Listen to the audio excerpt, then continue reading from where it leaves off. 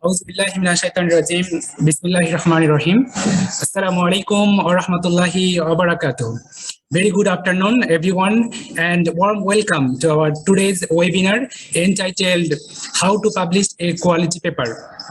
This program is being organized by the Postgraduate Studies Division, Faculty of Engineering and Faculty of Engineering Postgraduate Students Committee, FEPSC,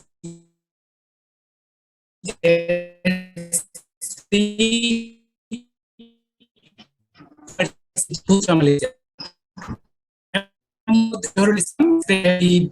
the very beginning, recitations from the Holy Quran.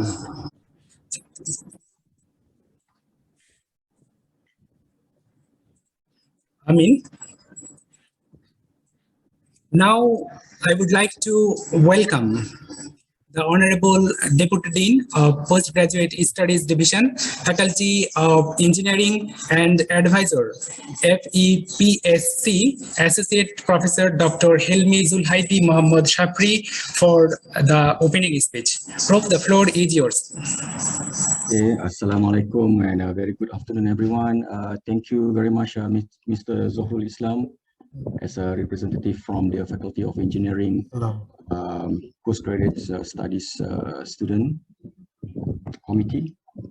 Okay, so I would like to welcome everyone, to the first of the series of talks and workshops organized by the Faculty of Engineering Postgraduate Students Club. Okay, so this is basically the first that we have for this year, and there will be more coming, inshallah. Okay, so today we are very grateful, to have the opportunity to hear from Professor Luqman Chuah Abdullah. Right, Professor Luqman Chuah is a prominent professor at our faculty, and today he's going to give a talk on how to publish quality journal papers. So Prof. Luqman is very well known in UPM and also globally. So now I'm just going to give just a very brief biography about Professor Dr. Luqman Chuah Abdullah. Okay, so Professor Dr. Luqman Chuah Abdullah is currently a professor from the Department of Chemical and Environmental Engineering, Universiti Putra, Malaysia, or UPM. He obtained his Bachelor of Engineering degree in Chemical Engineering, UTM, and a PhD degree in Chemical Engineering from the University of Birmingham, United Kingdom. His areas of research include chemical processing, material engineering, oleochemical, and also environmental engineering. He is a very active researcher in UPM, and so far he had already supervised 37 PhD students as well as 31 master students. Okay, so during his time in UPM up to now, he has completed and published more than 600 publications in journals, proceedings, books, as well as technical articles in various fields of chemical, material, and environmental engineering. And he also has been awarded with lots of awards, such as Top Research Scientist Malaysia by Academy of Science Malaysia, ASM, in 2013, as well as an award from the Ministry of Higher Education Malaysia in 2015 for Malaysia Rising Star Education Award. He's also currently the editor-in-chief for Pertanika Journal of Science and Technology, which is a journal published by UPM, as well as an editorial member for various journals that has been recognized globally. Okay, for example, Journal of Chemistry published by Hindawi, as well as a Journal of Processes published by an MDPI. Okay, so there is no doubt that Professor Luqman Chuah is very well known all over the world, and due to his prominent publications in various top journals, so that's the reason why we invite him today to share his insights and also the tips on how to publish in high quality journals. Okay, so without further ado, I would like to invite Prof. Luqman, okay, to share with us his knowledge and insights, and hopefully this session will be beneficial for everyone attending this particular session today, in order for them to publish quality journals during their studies or in their career as well.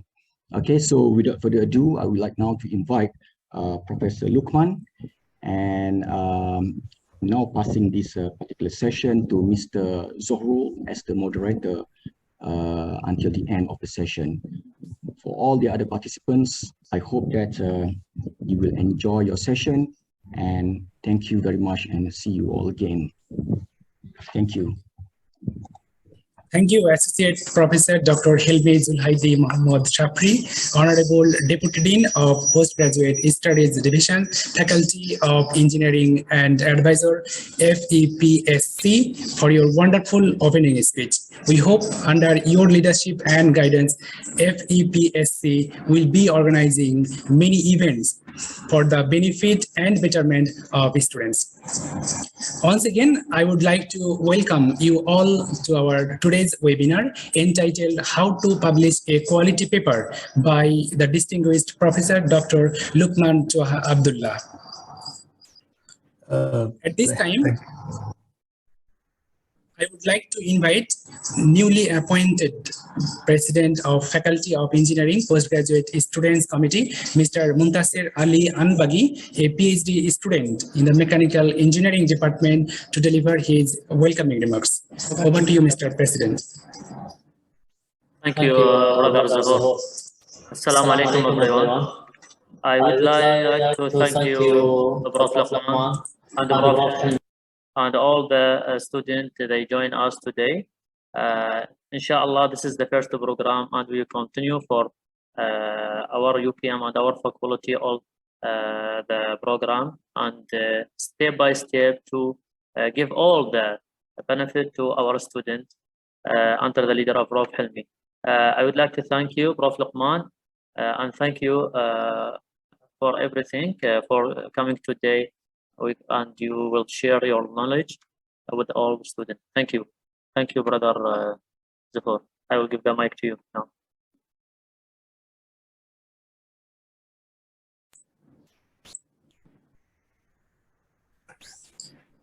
Thank you, Mr. President, for your welcoming remarks. Now it's time to go to our today's main agenda, for which you all are awaiting. Before I pass the microphone to our resource persons, let's introduce him to you. Professor Dr. Luqman Abdullah is currently professor from the Department of Chemical and Environmental Engineering, Universiti Putra, Malaysia.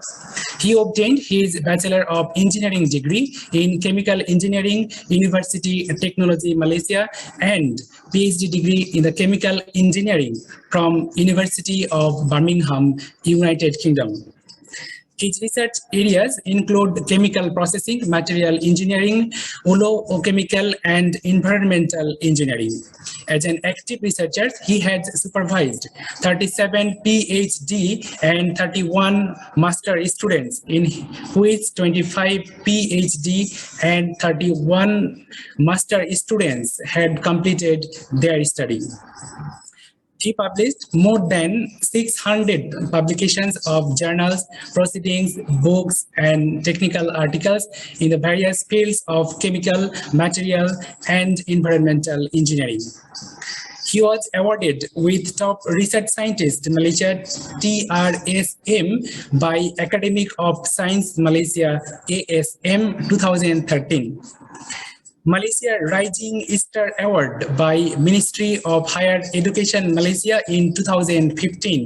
He is currently Editor-in-Chief of Pertanika Journal of Science and Technology, Universiti Putra, Malaysia, and editorial member of Journal of Chemistry, Hindawi and Processes, MDPI. So without taking much of your time, now directly I would like to invite Professor Luqman Chuah Abdullah on the stage to deliver his main talk. Over to you, Prof. Okay, thank you very much. Assalamualaikum and good afternoon to Mr. Chair and the Deputy Direct Dean of the Faculty of Engineering on the Postgraduate Study, Dr. Himi, for his very nice opening speech. Also, thanks to Mr. Muhammad Zohrul and also Mustafir for the very nice opening and introduction. So first of all, I would like to get your attention for that.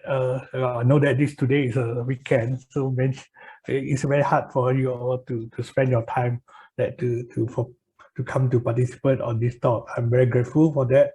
So I hope that by the end of the talk, that we can share some knowledge to all of us, to all of you also. I will share some of my experience and some of the work.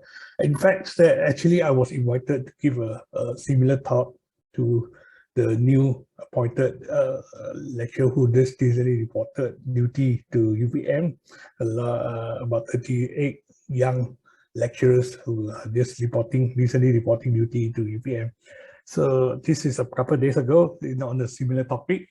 But however, I would make some changes on the slide because due to the nature of the speech and also participant. So I believe that some of you might have a very good experience in publication, and some of you might be newbies in this field. However, whether you are the newcomers or you are the experienced writer, I hope that this talk can share some insight to all of us. Yeah. So if you have anything you want to discuss or anything, then we can actually discuss after the section. Okay. First of all, let me share the screen first. Yeah. Okay. Yeah, this is the title was given by our Deputy Dean, Dr. Himi, how to publish quality papers. I think why has we say that the quality paper? Because nowadays there are the issue that people are worried about the quality of the journals, because there are a lot of journals that are not really a good journal, or maybe it's just a so-called that a lot of non-cited journals or things. I mean that people are all questioned about that, whether which journal is a good quality journal, which are the ones. Should I publish in the Ascopus, or should I publish in the ISI cited? All these are question marks to many of the newcomers. But however, we will discuss it later in my talk, that we will share some of this point together with all of you. Okay, so I want to make it clear that writing a journal paper is not an easy job. Writing a perfect paper is like military operation. Yeah, if you like it or not, it takes a discipline, foresight, research strategy, and if done right, and with a total victory. If not, you might get kind of upset, frustration. Yeah, so it's not that easy. It's not easy operation. It's not easy work. It's not easy task for many of the people. I mean, whoever submit the paper, they might have some experience that when the paper being rejected or being commented in a very thorough, kind of very serious manner. So whatever is it, it's all the experience. Yeah, anything that we need to start somewhere, whether it's tough task or what. Yeah, we need to. What I always advise that you've got to keep writing, no matter how. It's a take a very good discipline, yeah, and you need a very proper planning for that. You have to increase the chances for your paper publication. So what you get from this talk is that the outcome of this talk will be the understanding of good journal preparation, how to choose a journal to submit, a component of the journal manuscript, publication ethic. Yeah, this is what I say. So yeah, what you won't get here is the instant expertise. I can't guarantee that after you listen to my talk, after that you become an instant expert. That's not possible. I can't make you immediately become an instant expert. The expertise is earned, not given, and engineers are made and not born. Overview, task of writing a research can be a daunting, even with the groundbreaking research, unless the paper is correctly written. At best, publication will be delayed. At worst, that never published. So if you don't do it properly, that your paper might either be delayed or not being rejected. So there are the consequences. So we have to take it seriously. Now, writing a journal paper is not a child play. So it really needs a very good planning and very good proper writing. So what is the motivation for everyone, for any one of you, that to write a paper? Yeah, many people have different purposes to write a paper, for dissemination, for career prospect, in promotion, for the improve of funding, especially for like UPM. You want to apply research grant, you have to show that your track record, even from the Ministry Higher Education, the track record of the researcher are very important. So it's a proof that you are capable to carry out the research. So it's very important for your career development. You want to work as a researcher or academic. Yeah, your ego, self-satisfaction. Yeah, it shows that your pride, that you can do something, you can prove to others that you can do well, and many others reasons why you need to to publish a paper.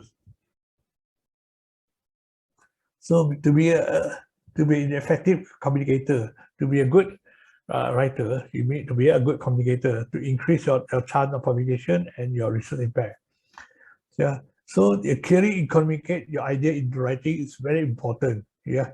You really need to communicate well with your audience and between yourself and the audience.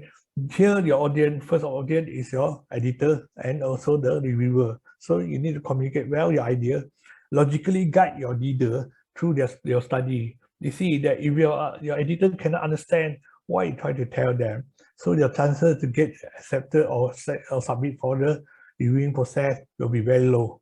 So other than that, what's the point behind this communication purpose?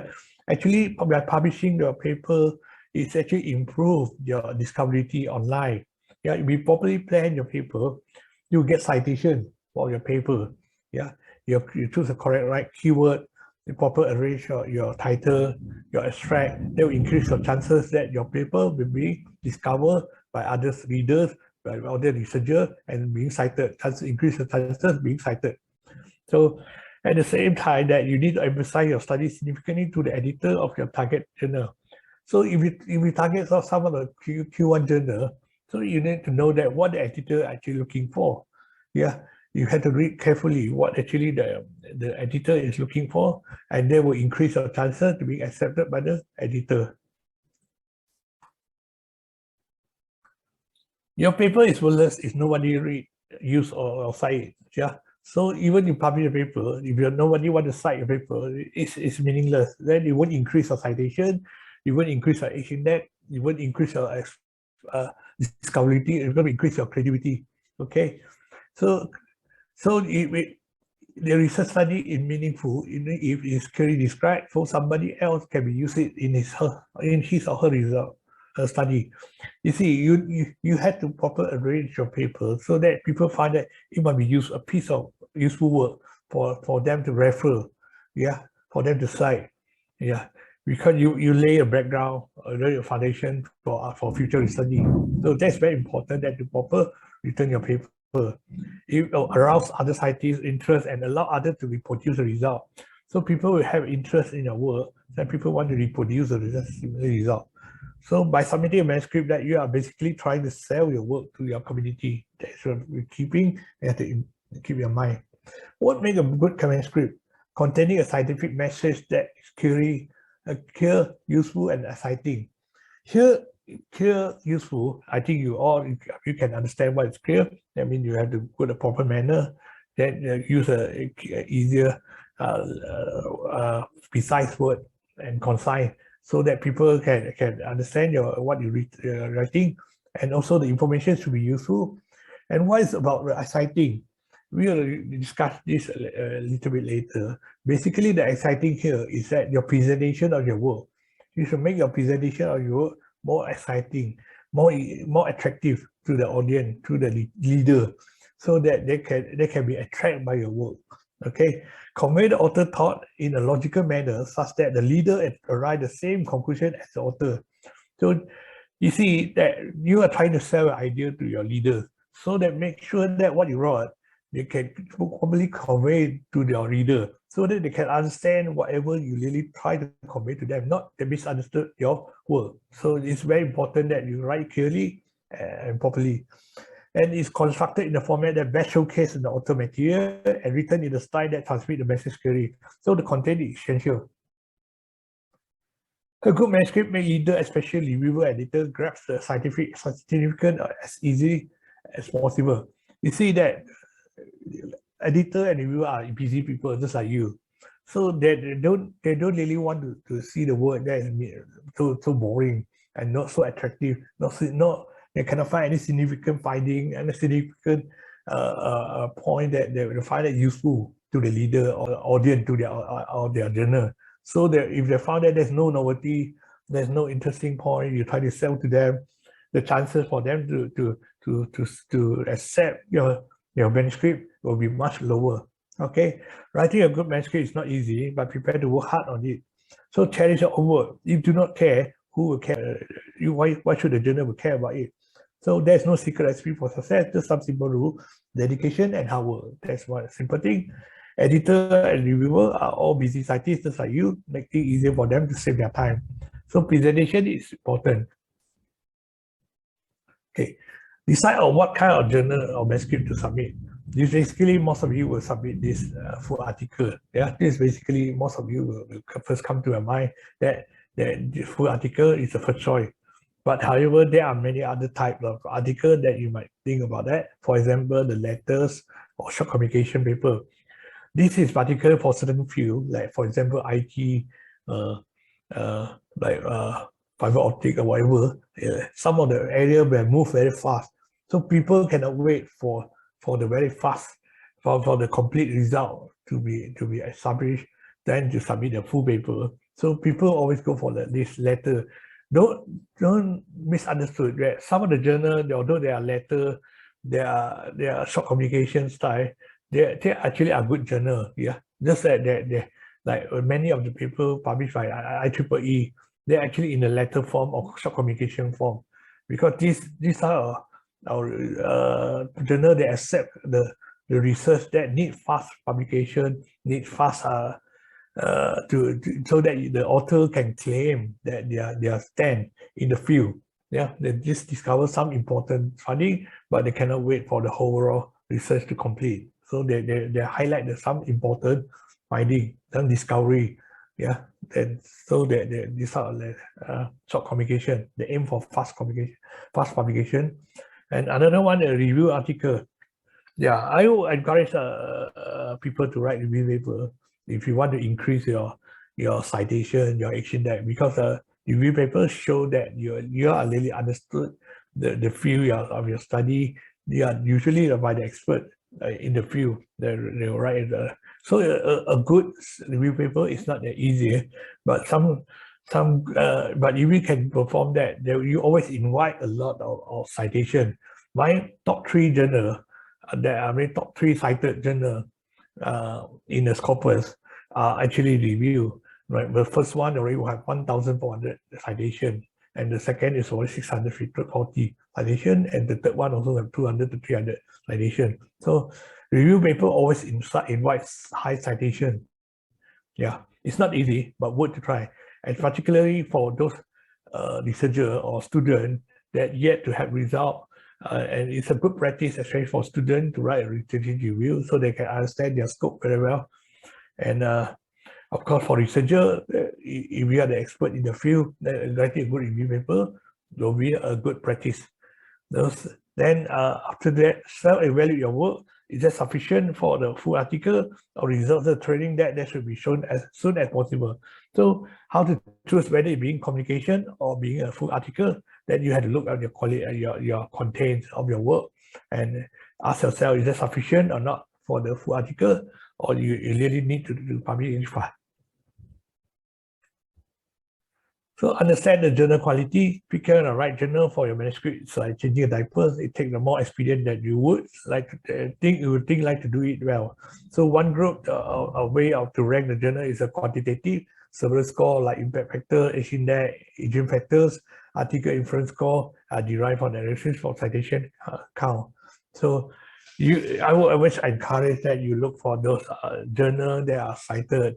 Well cited in the good database, like for example, Web of Science, Scopus. In UPM, the two types of database they usually accepted is the Scopus and also the Web of Science. So if you're thinking that whether it's a good which journal to submit, first thing you might come across your mind is at least you go for a Web of Science cited journal, or at least a Scopus cited journal, or not simply any cited. Some people might choose for as long as a Google Scholar cited, they're fine. I mean, if you can, just go for the more well-known database. Those are citation-based journal. Style and language is particularly important for journal writing. Refer to the journal author guide for note on style. So you can always find that in the internet, that what kind of the journal author guide, and most of the journal will give you author guide how to prepare your transcript.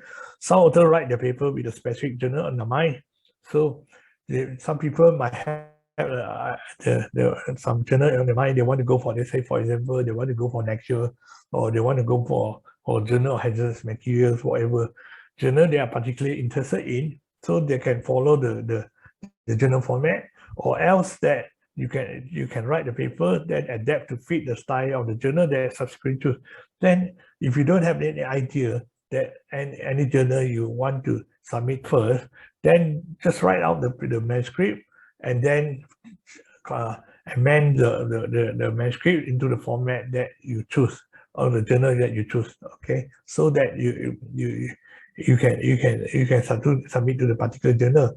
It's very important that to follow the guide of authors of the particular journal that you submitted to, because usually like big publisher like Elsevier, they have a journal manager that first screen out your manuscript. Would you ever follow the journal format? So if not, they will reject. Ask you to reformat again your manuscript until the format of your journal is correctly presented. That's what that will waste of time if we don't do that properly. Okay. Objective to report your finding. The objective of writing a journal is reporting your finding and conclusion and clearly, concisely as possible. I emphasize here clearly and concisely. Don't waste a word. Don't write too much word. You are not writing a novel, so make sure it's as concise as possible and also it's clear. So don't use bombastic word. Or some key technical word that you don't really understand the meaning. If English is not your first language, find a native English speaker, if possible, to review the content or language of the paper before submitting it. I think some of you might have experienced that they receive a comment for a reviewer. They say that English need to improve, or they even suggest that you find a native speaker or English speaker to improve your English or grammar, whatever. So I think I always advise that you have the proofread before you submit your manuscript. Okay. Regardless of primary language, find a colleague or editor to review the content and language of the paper. That will be helpful. So even you are very confident, but it's still advisable to have third party to have a look on your manuscript to avoid any mistake. So if the language prevent editor or reviewer from understanding the scientific content of the possible acceptance will be lower greatly. So language is particularly important in writing the manuscript. So this is the complaint from the editor. This paper fell well below my threshold. I refuse to spend time trying to understand what our author is trying to say. Besides, I really want to send a message that they can't submit garbage to us and expect us to fix it. My rule of thumb is that if there are more than 6 grammatical errors in the abstract, then I don't waste my time carefully reading the rest. You see that this editor is extremely very annoying. If they find too many grammatical mistakes or typo error, it means that the author are not seriously about their work. You see, it gives a very bad impression to the auditor and even the reviewer. Yeah, so please be very careful and proofread and make sure that you really prepare your manuscript correctly with the proper language and error-free. So an additional editor, you would say that the following problem that appear much too frequently. The submission of paper which are clearly out of scope. This is important. When you don't read the guide for authors, you don't read aim and scope or the journal. So you get rejected. They always say that they reject you because that your paper are not falling into the scope of the journal. Okay, failure to format the paper according to the guide of author. This is what I mentioned before. You really have to follow the guide of authors of each individual journal which you submit to. Okay, inappropriate or no suggested reviewer, inadequate response to reviewer. It is after that your paper be reviewed, you have to respond it accordingly. Yeah, better tabulate your answer properly according to individual comments from the reviewer. Then inadequate standard of English. As I mentioned before, language is very important and crucial. The submission of the rejected manuscript without revision. This happened. You might think it's ridiculous, but this happened. A lot of people they think that the paper are perfect and they don't even do revision and submit again. And this really annoyed the editor and also the reviewer. Clarity, objectivity, and accuracy. Make your writing scientific. Be careful with the unfamiliar word or phrase. Do not just rely on electronic dictionary or translating software, which may bring out the ridiculous result.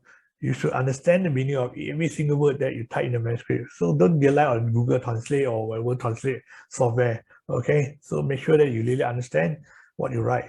Okay, pay attention to the common problem like consistency of the sentence, yeah, logic of the expression, accuracy of the grammar, spelling mistake, and typo. These are the things that you need to take note. Okay, now we come to the structure of the manuscript.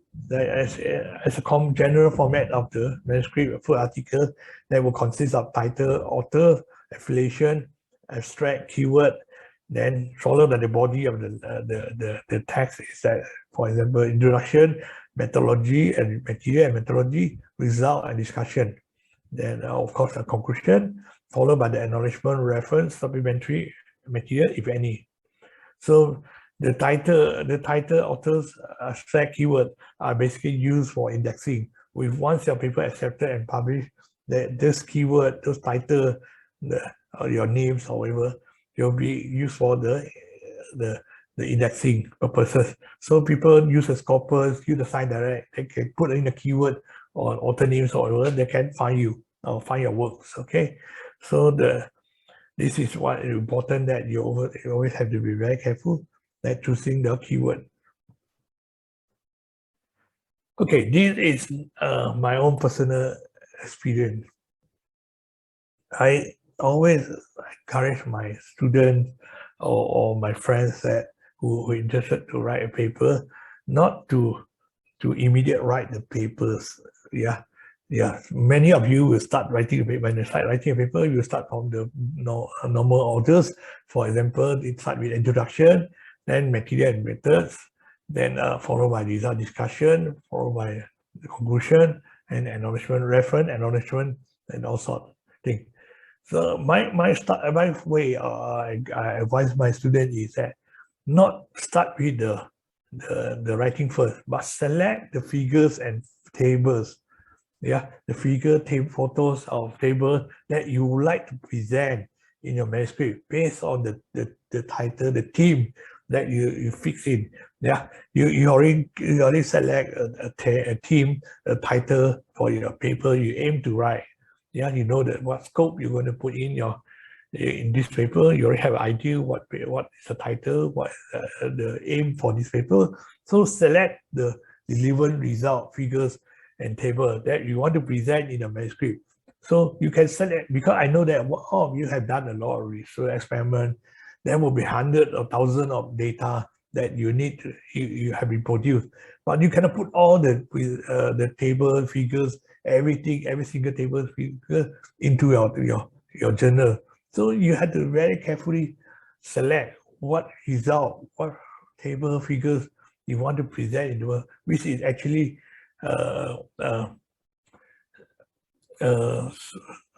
tally with your titles or themes of your papers. Okay, so once you decide what paper figures you already want to present in your paper, then the following like the method and result and discussion. Methods is the easiest way, because once you have done all the experiment, all the research, you know exactly what your instrument you are using, what method you are using, what material you are using.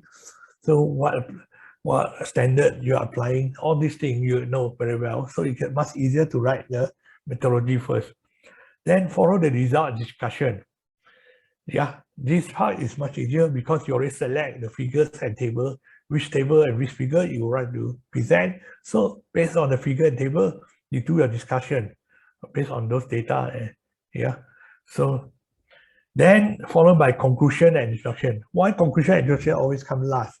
Because if you write the conclusion and introduction first, you might risk yourself have to change it after that, because you might find that your result discussion different from what initially you try to focus or aim. So once you write your result discussion, you can tally your conclusion according to a result and write your introduction based on the work that like presenting the literature related to your work and your study. So the last one, abstract is always the last one. Then you can finally conclude, summarize all your work, and then define the title that's most suitable. Then define the title according to your work. So it's after you're presenting everything, you know very well what is your manuscript about. So find the best title, the most attractive title in your work. So I would encourage the manuscript is by write section by section. Yeah, well, there will be less stressful. So don't immediately try to write a lot every time. Yeah, you like I mentioned that you select your figures table first, so that you can based on the figures one, okay, do your result discussion based on figure one, then save it as a file, and figure two, and when you find that, then later then you can combine all this into the manuscript. So it won't be so stressful. Imagine that you want to write everything in one in a day or something, then you feel very stressful. You feel like a process never ending. Yeah, that will only make you stressed and more anxious and more difficult for you to complete your task. So writing section and by section will help you to reduce the stress. Yeah, and you always can write whenever you feel free. Then you feel more suitable. You're in the best mode to write, and you finish section by section, and you can always be more flexible. So get feedback from one section while beginning to write the next section. You can always pass the section to your colleague, to your co-authors to read first, so that they give a downtime, so they can make a collection or subjection that you can improve on that. So this is much easier and reduce the downtime. Yeah, and receive feedback more quickly. If you imagine that you immediately put the whole manuscript to your supervisor need time to read through the whole paper and try to understand the structure and orders of your work. That will be quite stressful and time consuming for a supervisor and even a co-author. However, when you pass section by section, that they can easily correct the mistake that they found, or immediate the question, they might put a subjection or question immediately.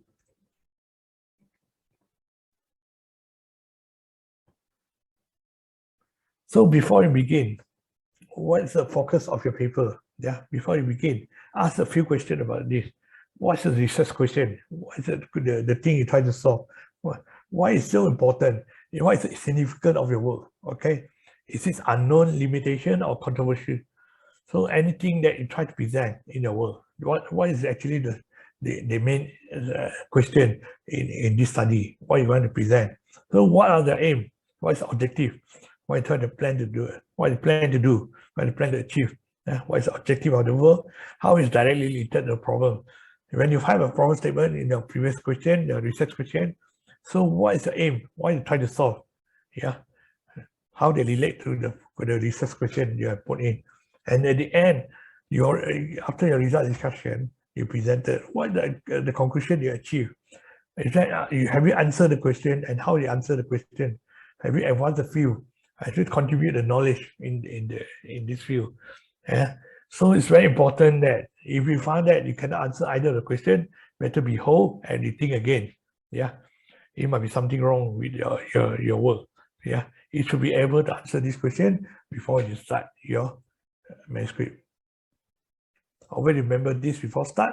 Introduction is why you do this study, and method is what you do, and research section, what do you find, and conclusion, how do you study advance the field. This is the basic structure question that you ask about your manuscript. Okay, now we go to the individual component of your manuscript. Title. One of the main purpose of title is to improving the visibility. That's the first thing come to everyone, every leader. Yeah, before the editor can go through your detail of your content, go through your abstract, your manuscript, the first thing come to your eye is their title. Whether it attract them or it's a dumb title, that is very important. Yeah, so you have to know that how to write an attractive title and try to attract the eyeball of the authors, the readers, and especially the editor and the reviewer. Even after your paper is published, the good title will attract more people to discover your manuscript and arouse their interest to read further about your paper. And after that, maybe they will cite some papers based on your content. What's the important point here? State what's important. So your title should emphasize what's important. Yeah, people read the title, you understand what you're trying to tell them. What's the important point of your work? They contain a keyword. The title should have the keyword of your work. Yeah, the particular keyword that you sell an idea. It should be less than 20 words, not too long. The lengthy title won't help, because after they read the long title, they might forget exactly what you're trying to tell. So better be concise, and accurate to express your title. Try to avoid this, a question. Don't put your title unless you're the expert, you're invited writer, yeah, invited authors. Some people, let's say, what caused global warming or whatever, there are some feature articles invited by the editor. Then these people are trying to attract the attention, but generally not very common. Yeah, unless you are the invited authors that you try to write something that stung the reader. Okay, or else try to avoid that, because the editor or the reviewer usually doesn't like that. Describing a method, you don't need to describe detailed method about your work in your title. Yeah, that's not necessary. Abbreviation, this will try to avoid that, because sometimes the abbreviation you use, if that is not a common one, a general understand one, the people don't understand what the abbreviation stand for. Let's say you say SST. What's SST stand for? Maybe to you or certain people they are common, but to or your field they are common. But to some people or general authors, that they might not really understand. Yeah, especially the specific keyword abbreviation they use in the work. Yeah, try to avoid that. And try to avoid new, novel. I know that your word new and novel, but sometimes this is very subjective. How new is new? How novel is novel? Then you create a question that the reviewer or editor might think differently. They might not think the idea is that new or that novel. Okay, be very careful about this. So what to avoid is that editor hate the title that make no sense or fail to represent the subject matter adequately. So you make sure that your title should make sense and to represent the subject matter adequately. Avoid jargon, symbol, formula, abbreviation.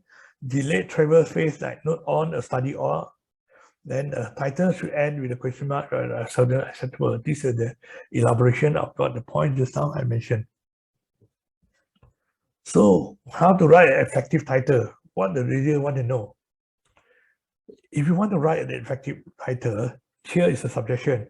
You increase these 3 important factors in your title, okay, which consists of the variable, outcome, and sample.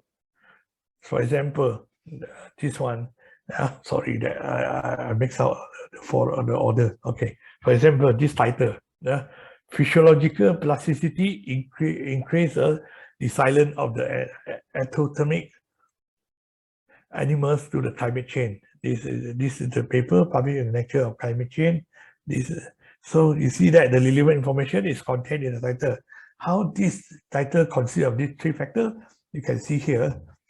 The physiological plasticity is a variable that which you manipulate in your research. And what's the outcome of this study? The resilience to the climate change.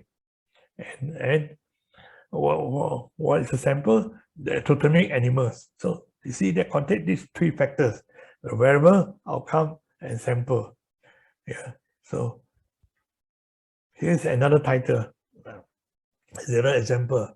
Yeah, the good example. Also published in Nature Botanic. Yeah.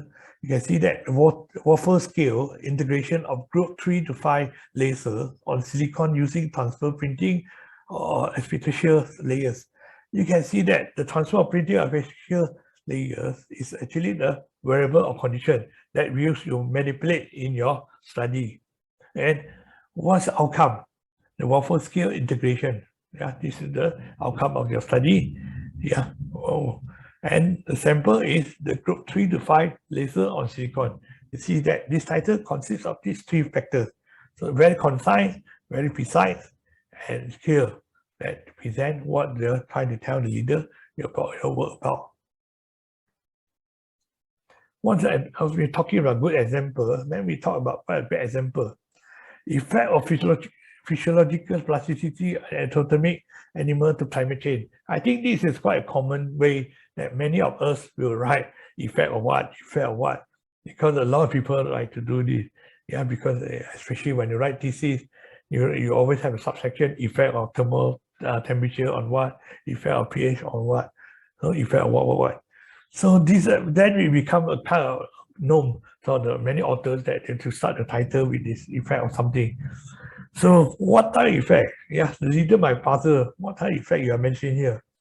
Yeah, and force the leader to read the abstract to identify the important information. So they cannot immediately get the information from the title. Therefore, they have to read through the abstract or even the content to understand what you're trying to tell. Yeah. So this is not the best example. I won't say the worst, but definitely not the best example. Yeah. Yeah. So this is not that good. Yeah, it's a bad example, but it won't be the worst. But you want to write a good, attractive example, you should avoid this.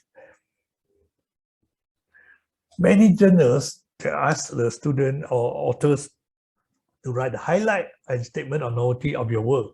Yeah, for example, a journal hazardous material.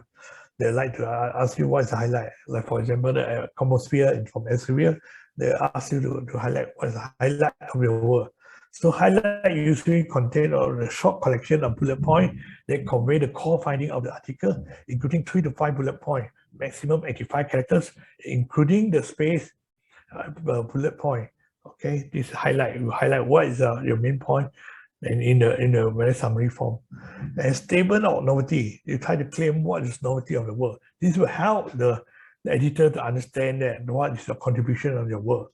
Yeah, the editor will based on this to justify whether your manuscript is worth for to submit for the reviewing process or not.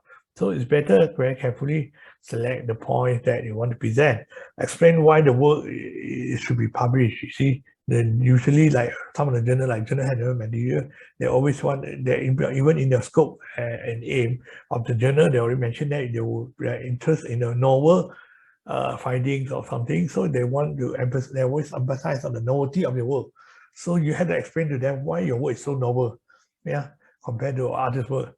So address the significance and the novelty of the work with respect to the existing literature. You cannot come out of nothing, but you compare to the literature and compare the previous work, what stand out from your work, yeah, what stand out, yeah, and it shouldn't be too long. It should be about 100 word maximum document, almost like a summary of your work.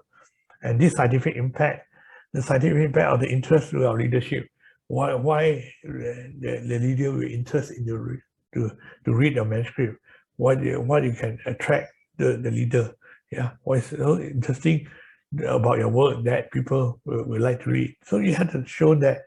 So what's the thing that you think that can attract the leader from the particular journal?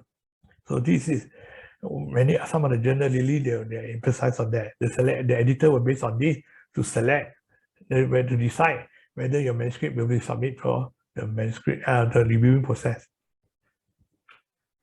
Then following by the abstract, yeah, abstract to many people they are easier because only about 300 words. Usually some journal will say that about 200 to 300 words. Yeah, either 250 or 300 words. Yeah, it's the shortest paragraph. However, it's also the difficult part to write. Yeah, abstract is not, it's an artistic endeavor. So yeah, it's not, it really need really properly presentation and planning to write abstract. It's a very concise.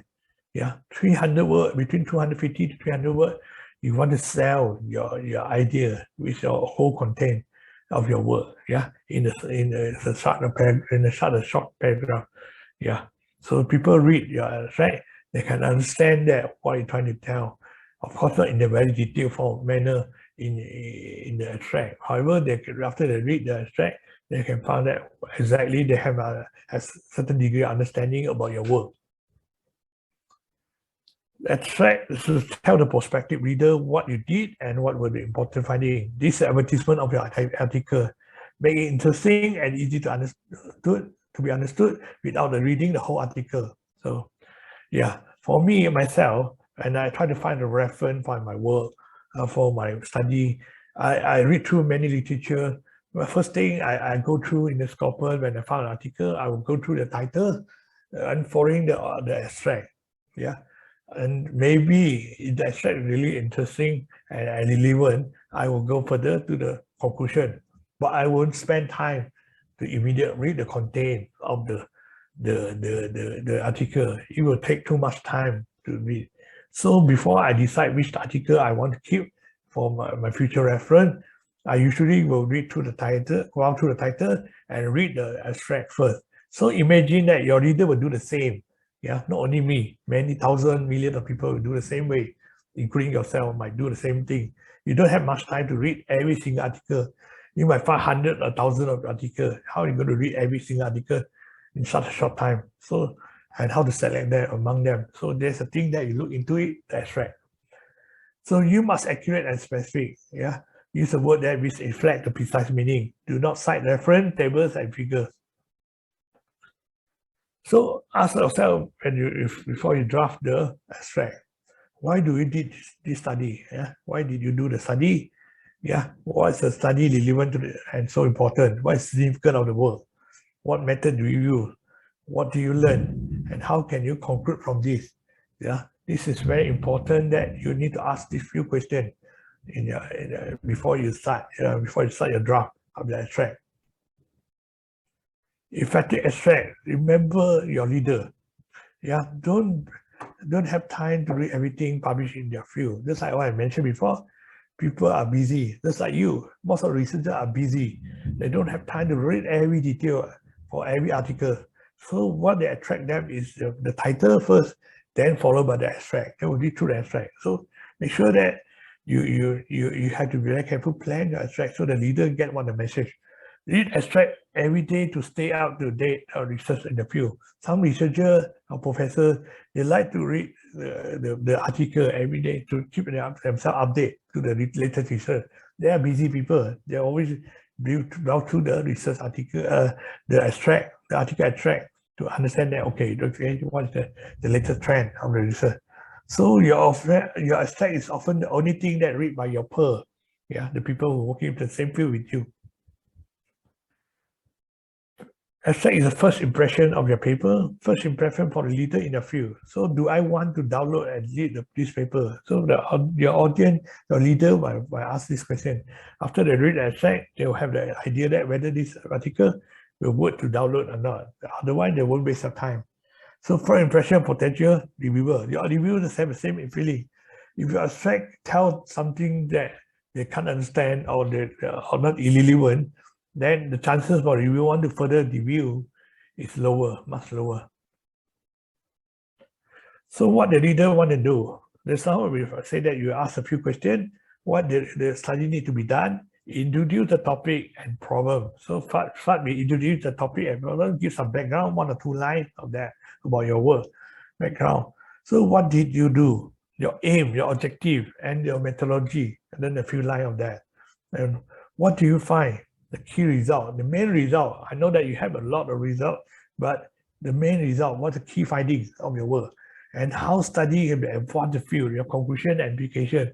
So what is the conclusion for your finding? So it's a summary of your whole paper. Here's an example. You can see the red color part is the introduction, why this study need to be done. So the navy blue color here is the problem statement. So so use however to define the research problem. So you have a background, then you say however, then you highlight that what is yet to be solved and what you have done. The green color here would say that what's aim, objective, and method. You highlight your objective and method. And this orange color here is the result. What do you find? Okay. And the last one is the conclusion and how you advance in the field. So this is a good example of the abstract. For the abstract, there are keywords. You need to carefully select the keyword. Some journals provide a list of keywords. You need to include them. Like for example, journal materials, part A. Last time I remember, if I'm not mistaken, material part A, part B, and C. They have a list of keywords that they request that at least 2 of the keywords from the list will be included in the keyword, whatever is it. But nowadays, most of the journal never specify any keyword. However, the carefully select keyword increase the chances that your paper be discovered or be noted by other readers when your paper will be published. So keyword is very, very important though, whether your paper will be found and cited later. So it's a label of the manuscript. Avoid word like with a broad meaning, but do neither use a too narrow term. You'll get into the Google group. So use only abbreviation, firmly establish the field that are eligible. For example, DNA. Everybody knows what's DNA. So that one can be allowable. Otherwise, the specific one, try to avoid that. Okay. Check the guide of author, number, label, definition, treasurer, range, and other specific requests. They might have requests for individual journal. Following that, the abstract, that will be the important part, the introduction, what's known about the topic. The introduction part will introduce what is up-to-date study. You introduce people into the reader, what's the background of your story, the background of your problem. Until now, what is the research have been carried out. Intermediate or literature, and cite broadly worldwide. You should cite not only on the regional problem, but also a globally problem. The topic should be of the international interest. Some journals particularly interested in the global interest. For example, the atmosphere from the Elsevier. They are interested in the air pollution problem globally, rather than regionally on the city. If you are submitting a paper about this air pollution in a city, unless your city is a mega city or whatever, otherwise this type of journal like atmosphere in the atmosphere, they don't really interested they already specific in their aim and scope. They are interested in the global interest. They say your problem will affected the global warming, climate change sort of thing.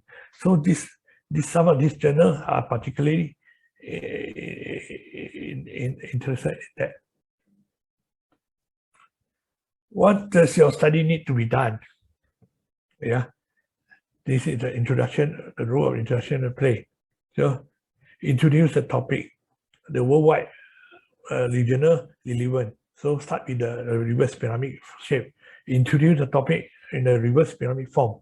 So it will be a very general introduction, introduce the topic, the worldwide regional relevant, and the broad specific specialized audience. Or you should and the general audience, then there's a specific in the specialized group that interested in particular problem. So what is known about the topic? This is how you update the leader with the updated literature. So what is updated so far until how the problem being presented, how the problem being solved until that state. However, there are still yet to be fully understood or fully resolved. So that's why this study being conducted. So site body, the reference to be site body worldwide, so that the interest is globally. So the last part, before you go for your aim or objective, so this is what is not known. So you clearly say that just mentioned that however, how the problem is yet to be solved.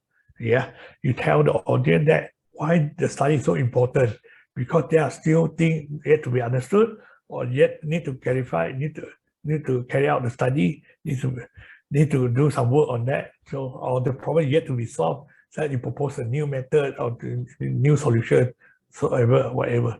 So that's why you use keyword. So they differentiate that what people have done and yet not to be done. So then always end with a specific aim. I want to review my colleague manuscript before he submit. This is a workshop come out by the faculty workshop that I help my colleague to review the paper before she submit the manuscript to the journal. So I found the paper are perfectly written. Yeah, result discussion, everything is clear. But only one mistake she made. Yeah, because I can know that because why? Because I think she just finished her PhD, so she copied her result, her discussion, everything from the thesis. So it's well described. Unfortunately, when you transfer to the journal, she forget one thing.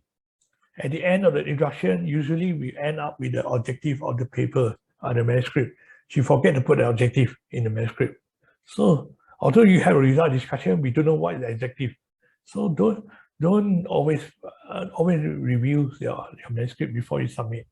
Yeah, this is particularly important. So here is an example for the introduction. Yeah, so you start with some general introduction, or 2D to D verification, this and additional analysis of the problem. So then the problem statement, the challenge. What's the challenge? What is the question? This is question. Yeah. So limitation of the literature. So what so far what the work have been done? What's the research gap? Yeah. What is the research gap? What's the knowledge gap of the current study? Yeah. Until today, what have people have done on this problem? What people have worked on until this study, and what is yet to solve or what is yet to be understood. So then you propose a solution and you propose a study, then your objective. So this is how you present your introduction. Followed by introduction, usually there are methods. And how your problem being studied. Yeah, method. So include the detailed information so that the knowledgeable leader can reproduce the experiment. You see, you cannot just hide your result. People need to be able to reproduce the result. Yeah. After you publish a paper, people might try to repeat your experiment to get the result, and they should get a similar or close to what you're finding. Yeah. Your result should be reproducible. Yeah. So however, use reference or supplementary material so to indicate the previous published residue.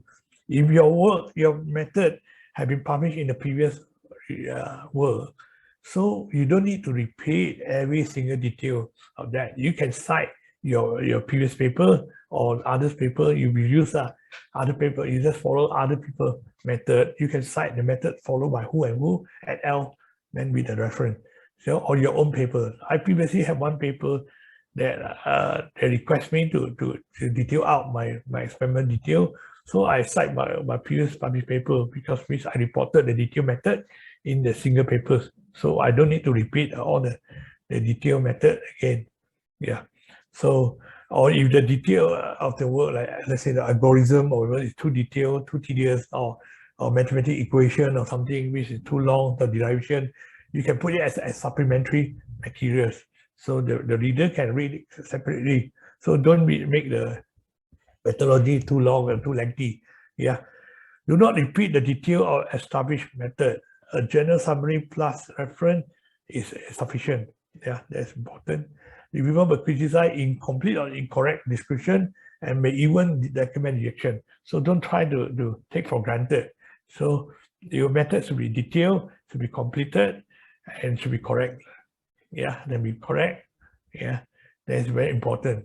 Yeah, if your reviewer have doubt, then a question about that. And if you're still not happy with the answer, then might reject your paper. So this is an example of what the methodology can be written. So with the material, yeah, and you can even cite the reference which is previously presented and the condition and any additional information you might present. Then here followed by the result. This is one of the part of the heart of the manuscript. That's what your main finding. Yeah. What have you found? Give the result in general trend at first, and then follow a detailed observation. The achievement, integration or innovation, principal application, whatever type you try to describe your result. So provide in-depth discussion, whatever appropriate or necessary. Is that the interpretation style, application, discover of fundamental, impact to the real world practice, or echo to discriminate with others. So you had to choose what the nature, the style of the result. Yeah. Check if the objective is achieved and do not extend too far. That's very important. Okay. So how you guide your reader through your finding? Logical presentation. Yeah, you should be a logical order of your presentation. Start with the introduction, development, and important. When you write your result discussion paragraph, so for that, for example, the fabricate a new membrane or water treatment. This is the introduction, what about this piece of result is. So evaluate the physical and chemical property, example, under the different temperature and pressure. So your result is effect of the pressure, effect of temperature. So based on figure 1 and figure 2 or whatever. So you describe, analyze the result. Okay. Then your conclusion, what is important? So efficiency of the removal particular contamination. So this is how the parameter affected your outcome. So this is how you guide your reader throughout your result discussion. So guide your reader through your finding. So you can use based on one figures or one paragraph or discussion. Yeah, one table, one discussion. Each of them we start with the introduction, discussion, and the summary of the finding.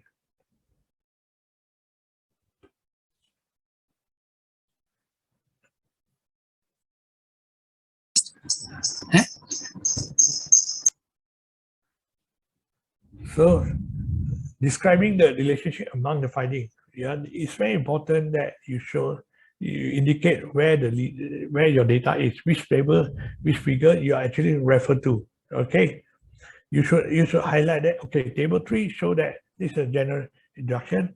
Okay, show the lowest soil lead level, how much compared with the site B and A. However, you see that they have a single posting to guide the leader. They do comparison. Why? What happened? Yeah, they describe A and B. So this is the result. See, then who is the highest? Then the others two. So this is the result presentation. So you do comparison, you do description. So be careful about the keyword like lowest, highest. Yeah, in this case, you found that, you see, even they put lowest, highest, much, they're quantifying the value. That's very important to quantifying your data, yeah, in your research finding. Don't say that it's fine that the site C is higher, lower soil lead without any quantifying, because how low is low, how high is high, which is not clear. So you have to quantifying your data in your finding. So the result discussion logical flow is you claim, yeah, you have a claim, each table, each figure, you claim the figure, refer to the figure, a table, then supporting the claim with the data and figure, yeah, you describe it and you discuss it, yeah, you elaborate the data and you summarize the finding, yeah, what is the important point about this, what is the conclusion of your table and figure. So use keyword to guide your leader through your finding. For example, this figure, the scanning electron microscopic, yeah, and to show this figure, you can see here. So here is an example of this discussion. So the figure 3, see, there's first come with first paragraph, we come with the introduction of the figure. So we mention what is the figure 3 about. So with the supporting data, yeah, they describe the detail of the data. Then they compare the data with the finding with the previous study. Then they do the interpolation of your finding. Yeah. So this is how you do your result and discussion. So it's just so that this is a logical flow of your result discussion. So this, unlike the introduction, result discussion is a reverse pyramid. Yeah. The introduction is a reverse pyramid, so the discussion is a pyramid shape. You summarize what you did, yeah, you introduce the topic, you state the research problem, summarize the key finding, then you further elaborate your finding, you interpolate your finding, similarity and difference, you compare with the previous study, and what's the difference from previous study, any unexpected and negative result, any limitation of your work, and why it's so important to your field. Yeah, then your conclusion. Why this finding is, what this finding highlight? Yeah, why this result? What is the significance of the result to the topic, to your field? Yeah, the implication. So you highlight. So unlike introduction, you narrow down to the aim. The discussion is you start with the symbol, you refer to the data, then you further elaborate, expanding it.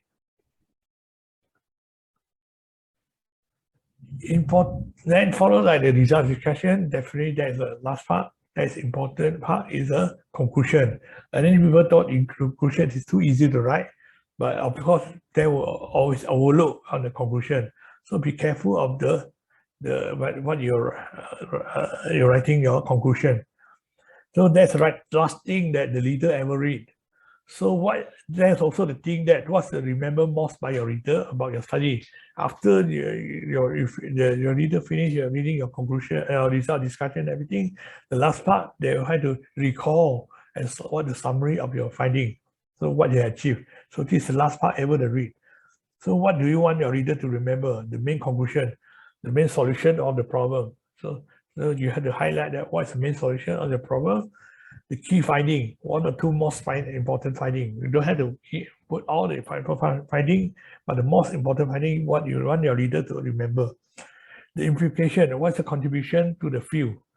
How your knowledge, your finding, will contribute to the field, how they advance the knowledge in your field. And you might put a line or two to guide your leader what's the future direction. However, there might be something that yet to be studied, or they can further discover or further do investigate. So you guide your leader on that if you like. Here's the example of strong conclusion. This work demonstrates in the in vitro applicability of the within biotin technology for creating artificial metal enzyme that catalyze the olefin metathesis, a reaction mechanism that is not present among the natural enzyme.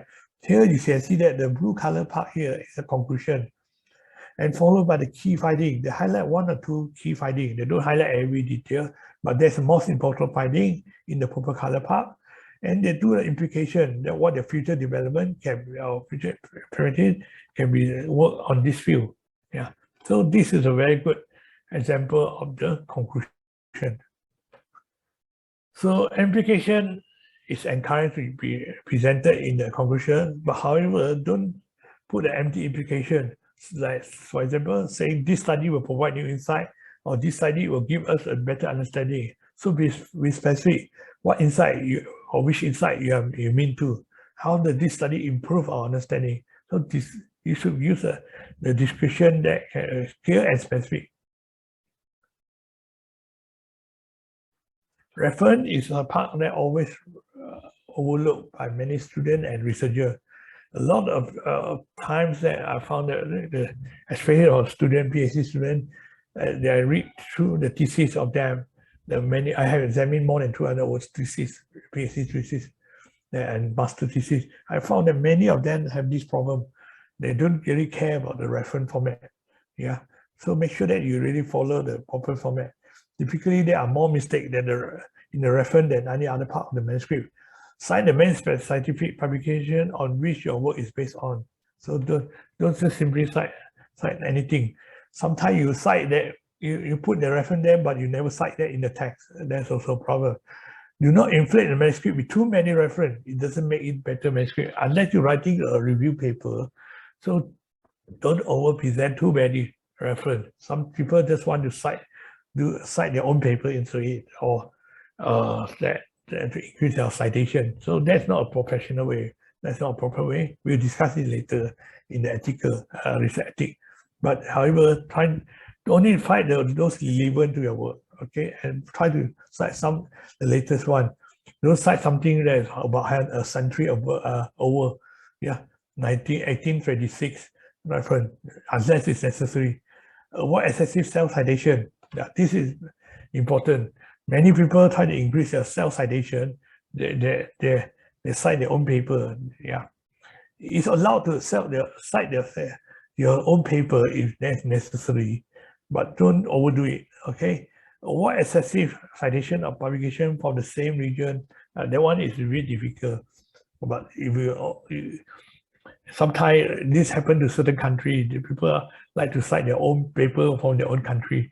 Yeah, so not really encourage that to be done this way. As I mentioned, try to make your paper exciting. I mean that presentation. Yeah, your presentation is an art. So don't crowd your plot when you put a table of figures. So make sure that you don't crowd your data. So make the reader easy to read your information. Especially if you want to use 3D, make sure that presentation, the data in the front, never hide the data on the back. If you find that the data on the front hide the data at the back, so try to avoid that. Yeah, don't use that kind of presentation of the kind of figures. Yeah, presentation for your figures. So make sure that the scale is properly selected, appropriate axis and label size, symbol clear to read, and the data set are easy to discriminate. Each photograph might have a scale marker. This is very important. People want to know that how many power of your magnification sort of things. Yeah, use color only when necessary. If different line style can clarify the meaning, never use a color or other trailing effect. So okay, color is needed to be visible and distinguishable when print out in black and white. But nowadays most of the journals are online, so that's not a big issue anymore. Do not include the long, boring tables unless you are writing a review paper. Then you have to compare many things and put tabulate data, literature in the table for comparison purpose. Then you try to avoid the long, boring tables. Okay, if possible, use figures. If you have more than 10 data, figures are more likely to be used. Okay. Also avoid the language. Make sure they are their native language. So avoid that. Don't only preach the English language. Don't put a native language in the figure or tables. So you can see here some of the interesting presentation, especially a review article, you see that they present the data in a very interesting way, a very creative way. Yeah, for example, like this. Yeah, they present the molecular forces, the mechanism in a very creative way. So these are what is called the exciting and attractive presentation of figures and tables. So you see that you can combine the tables and equation into a table and figures. Yeah, this is the way that this is taken from my student papers. Yeah, the way they present are very interesting. You can use your creativity to present your information and data. Yeah, try to use a more creative way to present your. So these are the summary of the publishing tips. Editor and reviewer are looking for original and innovative research that will be add to the field of study. Key are for research-based paper, ensure that you have enough number to justify sound statistical conclusion. So you must have enough data to be a full papers. Okay, and for a large study, it may be better to produce one important research paper rather than a number of incremental paper. Some people like to break into a smaller part result so that they can have more publication. I won't say it's wrong, but it depends on individual. If you want to publish a good journal paper, then the one complete result might be is more easier for you to get into the top journal. Yeah. Easy way to ensure that your writing is clear and engaging. Introduce only one view idea per sentence. Don't use double negative, for example, not uncommon. Avoid over repetition of information. Be careful not to overcomplicate it by using a variety of terminology to refer to the same phenomenon. Yeah, be very careful about your terminology you use. Draw a clear and explicit link between the idea. Don't rely on the reader to connect the dot themselves. So you must be very clear. Draw your statement and the conclusion together for each discussion, for your presentation. Be specific and direct. Try to avoid filler word and general term like very often, different source. Instead, say how often, how exactly. Describe which source in particular and how you identify them. This is just like I mentioned. If you say much higher, how high is higher, how low is lower. So very specific. There are 3 centimeters longer. Yeah, 5 degrees higher the temperature or whatever. Yeah, more specific, so people get the idea how far is how high is high. So basically, these are the example for what the reviewer looking into it. They normally first thing is looking at the novelty of the work. What is that technical style? All these are basic general one before they look into the content and specific information. These are the comment of the reviewer. The originality of the paper need to be further clarified. The present form do not have a sufficient result to justify the novelty and high quality journal papers. This is what, even when from Pertanika, sometimes I receive the reviewer comment like this. Yeah, so this is quite a common comment from a reviewer. The novelty, they very much emphasize the significance of your work. The proofreading and native English, this is another comment that commonly found by presented by the reviewer, the English problem. And the abstract should be revised to clarify. Yeah, the proper abstract, I mentioned that abstract is very important to sell idea. Then update and complete literature review should be concurrent and we conduct, and the result should be further elaborate to show. So incomplete elaboration of your, or also insufficient elaboration of your result discussion might also hinder your chance of publication.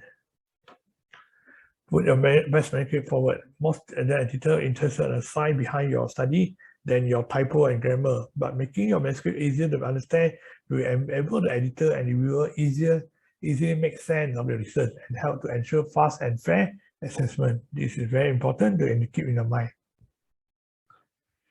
Yeah, so that's the end of how you prepare the manuscript. But I'd like to highlight also a little bit on the research ethic, because the last 20 to 30 years, research ethic become a very serious issue, especially last 30 years. Yeah, many countries and many researchers have reported that they have an issue of the research ethic. Yeah, so Publish and flourish is important for every researcher, but publish and perish, they won't be happy to any researcher if you break the ethical rule. Yeah, international scientific ethics have been evolved over centuries and now commonly held throughout the world. It's not a new thing. Yeah, people are very concerned about the ethics. Last time, without the internet, it's very hard to detect what people are doing a plagiarism or whatever. But now with the help of internet, with the help of the apps or software, the people are much easier to detect, like such as Talentin or whatever. Yeah, and with the help of Google, help of the scopers or whatever, that will be much easier to find that the similarity among the work. Scientific ethics are not considered to have national variant or characteristic. They are single ethical standard of science, so they are globally accepted as a single standard. Ethical problems like scientific articles are on the rise globally. It's actually getting worse here, not getting even better. What kind of research misconduct we really found in the research arena? Research misconduct mean that fabrication, falsification, plagiarism, FFP in proposing, performing, and reviewing research or in reporting research result. Fabrication means that the making up the data or result and recording or reporting them. Falsification is manipulating the research material, equipment, and process, and changing or omitting data or results such that the research is not accurately represented in the research record. And plagiarism, this is one of the most serious problems, is a appropriation of another person's idea, processes, result, or word without giving appropriate credit. Research misconduct does not include honest oral or different of the opinion. So you don't miss out with the honest error or the different of the opinion. They are not considered as a misconduct. Plagiarism, there are two types of plagiarism. Plagiarism, which means that using the idea or word for another person without giving appropriate credit. Self-plagiarism is verbatim copying or reuse of one's own research. So both of them are not considered not acceptable in practice in the scientific literature. So here it just shows that the increasing trend is in the literature that the misconduct. Yeah, this is a research, the study reported in the lecture in the year 2008, showing that China and Japan, one of the reasons probably because these two countries are being selected is because their mother language. These two countries usually publish their work in their own country, in their own mother language, like in Chinese or Japanese. Then they further translate in English and publish again in the international journal. This is not this is not uncommon. Yeah, my supervisor used to study in Japan before, told me that there's a very common practice among the professor researcher in Japan. They first publish their work in the Japanese language in the national journals, then they will further publish their result a couple of years later in the international language, international journal in English.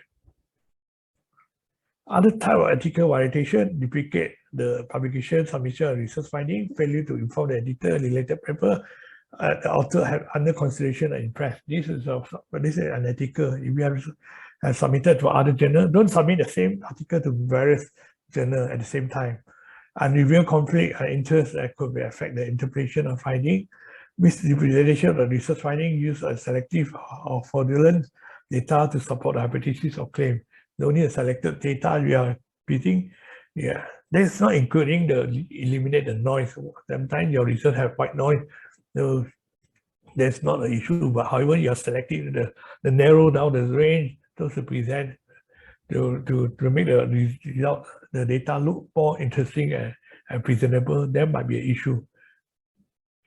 Here you can see the example that published before, right, in the Science and Nature in the different journal. You can see the curve are similar to each other. Yeah, the right-hand side curve and the right-hand side curve. You see there are the suspicious data that there might be copies from each other. How the journal detect and handle information received from reviewer or other editor? Yeah, reviewer might find that when they search through the literature. So literature searched by related journal by the authors. Yeah. And also withdrawal of the paper from publication. This is something that you might risk yourself to have this problem. They will withdraw your paper from the publication. Once after you're published and you found that you detect that you are committed to the ethical issue, they might also banning the author from publication for a journal of 3 to 5 years, informing the co-author and editor of related journal our action. The editor will do that. And for less serious case, placing the author in the watch list, the careful examination for the submission prior to requesting review. So they might watch it if they suspect that you are committed to an ethical issue. Here is an example of the plagiarism. You can see that the copy here. The only difference is here, the 2 theta. Yeah, they replace it to the 2 theta in the symbol. Yeah, and plus a unit here. Yeah, exactly the same figures, but published in the different journal. You see that this is actually copy. You publish a copy from the original journal, which is published in Journal of Physical Chemistry B. Then have published the Physical Chemistry C here, and here also they just omit the scale and change the scale, but the same as the exact same photo being used. So once they found it, they will retract the paper from publication. Yeah, this is a example that they're detecting. This is not a new thing. It's already happened. You can find this in the Science Direct, many of the retracted paper. So responding to the process, there was a study we conducted before that and published in the Science in 2009. 212 pair articles was with a sign of potential plagiarism was chosen for the study. You can see that 86.2% have a similarity between the original article and the duplicate. 70.1%, the average number of share preference. Only 47 or 22.2% duplicate cite the original article as a reference, and 71.4% of manuscript pair share at least one highly similar article table of figures. 42% will also contain incorrect calculation, data inconsistency, and reproduce and manipulate photograph. And what's the finding is that the respondent of the predicate author will most varied. 28% deny any wrongdoing, 55% admitted to having borrowed previously published material, 22% were from the co-author claiming that no involvement in the writing of the manuscript, 17% claim that they are unaware that their name appeared on the article, and 93% original author were not aware that the duplicate are existent. Yeah, so this is how they see that many of them don't want to admit that they are doing the plagiarism or wrongdoing. And selected response for the author when we ask. So this is some of the answer from these people who committed the suspicious plagiarism issue. Then there are probably only X amount of the word combination that could be lead to Y amount of the statement. I have no idea why the piece are similar, except that I'm sure that I do not have a good enough memory. So they try to blame the memory loss. I was not involved in this article. I have no idea why my name is included. This article is mainly done by a young fellow Doctor Who and make the correction by text and completed the article. Unfortunately, Doctor Who had died in January this year, so we cannot ask him. So I'm not a native English speaker, so I do not have problem. I do have a problem expressing my idea. You and the other English language speaker are lucky for this point of view. So he's quite annoying about that. So to be honest with you, that I'm not aware that the fact that I need to take pure permission of the authors and the original articles, and such I'm facing very difficulty and hardship in my personal life. It's a bit funny, isn't it? And the last one is even a more fantastic one. The corresponding author had been my teacher and a very good one of that, and for whom I have learned many things. My respect for him was the one almost level until I found that he had been plagiarizing paper from all over the world. This is a very funny comment. Okay, so there are many software and apps that nowadays for detecting the plagiarism. So don't try your luck. You see, do it very properly. So this is not a good practice. Now, to make sure that the avoid that people accuse that you are doing plagiarism, so a good record keeping is very important. So it's our obligation to create and maintain an accurate, accessible, and permanent record of the data. Once they have a doubt of the plagiarism or whatever, you can show the publisher or editor or whatever party that this data is originate from you, not by copying or plagiarism. So the good record keeping is important to ensure your safety or your security of that if you encounter any further problem or the doubt of the plagiarism. So depending on the field required entering data to notebook, a subsequent number page of the permanent ink using computer application with secure data entry field, identify when and where work was done and retaining data for a specific length of time. You see, if one day you get a Nobel Prize nomination, people want to show your proof when and where you have done, which laboratory and who you are working on, or when and where you are working on. These records must be very important thing to prove that this work is origin from you. Every scientific result must be carefully prepared, submitted to the peer review process, and scrutinized and even after publication. So you are preparing to be questioned after your paper, even after your paper be published. So I think that's it for the end of the talk. Sorry that for assisting a little bit more of my time. Yeah, thank you for being patient. You can add me, right? Yeah. So I pass to Mr. Zohrul. Thank you, Prof, for the wonderful presentations. We have so many questions.